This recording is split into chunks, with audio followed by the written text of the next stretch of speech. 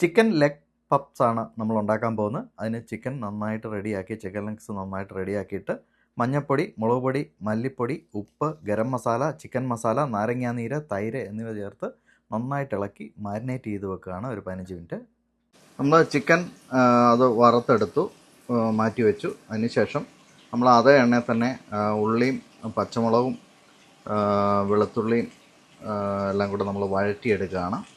അപ്പം വഴറ്റിയെടുത്ത ഉള്ളിയിലോട്ട് മഞ്ഞൾപ്പൊടി, മുളക് പൊടി, മല്ലിപ്പൊടി, ഉപ്പ്, ഗരം മസാല, ചിക്കൻ മസാല, കുരുമുളക് പൊടി എന്നിവ ചേർത്ത് നന്നായിട്ട് ഇളക്കിയെടുക്കുക. അതിനുശേഷം നമ്മൾ ടൊമാറ്റോ കെച്ചപ്പ് കൂടി നമ്മൾ ഇതിനകത്ത് ആഡ് ചെയ്ത് ഇളക്കിയെടുക്കുകയാണ്.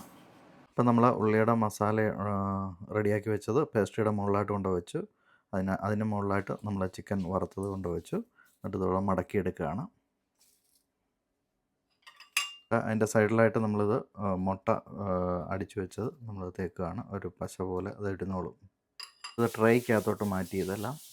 ഇപ്പം പ്രീ ഹീറ്റ് ചെയ്ത് വെച്ച ഓവനിലോട്ട് നമ്മൾ പപ്സ് റെഡിയാക്കുന്നതിന് വേണ്ടി വെച്ചിരിക്കുകയാണ്. അപ്പോൾ 20 മിനിറ്റിൽ നമുക്കിത് റെഡിയാവുമെന്ന് പ്രതീക്ഷിക്കാം. അങ്ങനെ നമ്മുടെ ചിക്കൻ പപ്സ് റെഡിയായി. അത് ഓണിൽ നിന്നൊക്കെ എടുത്തു. നമ്മൾ ഇത്രയുണ്ട്, ഒന്ന് കഴിച്ച് നോക്കാം. നല്ല അടിപൊളി ടേസ്റ്റ് ആയിട്ടുണ്ട്. നിങ്ങൾക്കും ഇത് പരീക്ഷിക്കാവുന്നതാണ്. Thank you for watching.